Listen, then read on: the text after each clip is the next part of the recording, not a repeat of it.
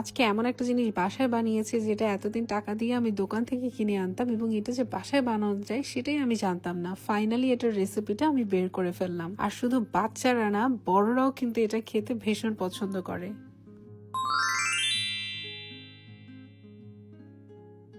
বুঝতে না পারলেও ফুল প্রসেস দেখলেই বুঝে যাবেন। এখানে একটা পাতিলের মধ্যে আমি পরিমাণ মতো পানি নিয়ে নিয়েছি। এর মধ্যে কিছু ইনগ্রেডিয়েন্টস দিয়ে আমি এটাকে বয়েল করে নিয়েছি। কি কি দিয়েছি সেটাই বলছি। এখানে আমি মুরগির মাংস প্রায় 12 থেকে 13 টুকরা নিয়ে নিয়েছি, কারি পিসেস, এবং এখানে আমি সিনার টুকরা এবং রানের টুকরাটাকে মিক্স করে নিয়েছি। দুই ধরনের মাংস মিক্স করে নিলে এটা বেশি ভালো লাগে। একটা বড় সাইজের বিটরুটের অর্ধেকটা কিউব করে কেটে দিয়েছি, সেই সাথে 3টা ফুল গাজর ছোট ছোট কিউব করে দিয়েছি। একটা বড় সাইজের পেঁয়াজকে আমি কেটে টুকরো করে এটার মধ্যে দিয়ে দিয়েছি, সেই সাথে দিয়েছি 4-5টা তেজপাতা আর 5-6টা সাদা গোলমরিচ। সবকিছুকে ভালোভাবে সিদ্ধ করে নিতে হবে। মাংসটা সিদ্ধ হয়ে যাবে যখন, তখন তেজপাতাগুলো তুলে ফেলতে হবে। এর মাঝে এখন কিছু মশলা দিয়ে দিচ্ছি। প্রথমে স্বাদ মতো লবণ দিয়ে দিচ্ছি, তারপর দিচ্ছি ধনিয়া গুঁড়ো, অনিয়ন পাউডার এবং গার্লিক পাউডার। ব্যাস, এই সব কিছু দিয়ে আবার একটু মিক্স করে নিতে হবে। মাংসটা যখন পরিপূর্ণভাবে সিদ্ধ হয়ে আসবে তখন হাড় থেকে মাংসগুলোকে ছাড়িয়ে নিতে হবে। এখন আমি ব্যবহার করব agar agar powder. Agar agar পাউডারটা হচ্ছে প্লান্ট বেসড, এই জন্য আমি ব্যবহার করছি। আপনারা চাইলে হালাল জেলিটিনও ব্যবহার করতে পারেন। আগার আগার পাউডার দিয়ে পানিটাকে একটু বলক আনতে হবে। যখন হালকা একটু ঠিক হয়ে যাবে তখন একটা হ্যান্ড ব্লেন্ডার দিয়ে প্রথমে আমি সবকিছুকে একটু ভেঙে নিচ্ছি, যেহেতু টুকরোগুলো অনেক বড় বড়। তারপর আমি একটা ব্লেন্ডার দিয়ে ভালোভাবে একটা স্মুথ পেস্ট বানিয়ে নিব।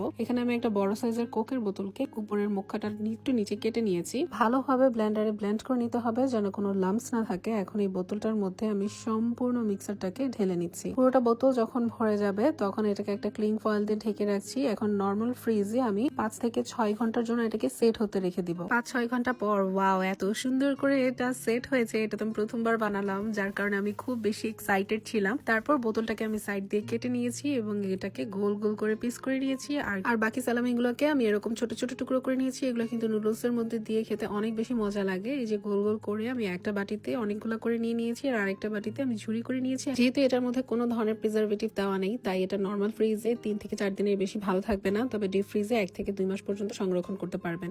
আমাদের শরীরে এখন নানান ধরনের ক্যান্সার রোগ বাড়ছে। এটার কারণ হচ্ছে আমরা প্রচুর পরিমাণে প্রসেস ফুডের খাবারগুলোর উপরে নির্ভরশীল হয়ে গেছি। যদি আপনি চান নিজের বাচ্চাদেরকে একটা সুস্থ জীবন দান করতে, সেই সাথে নিজেও সুস্থভাবে বেঁচে থাকতে, তাহলে অবশ্যই প্রসেস ফুড অ্যাভয়েড করতে হবে এবং প্রসেস ফুডটাকে অল্টারনেটিভ হিসেবে বাসায় বানাতে হবে। ভিডিওটা ভালো লাগলে অবশ্যই শেয়ার করবেন এবং কমেন্ট করে আমাকে প্লিজ জানাবেন। সবাই ভালো থাকবেন। আল্লাহ হাফেজ।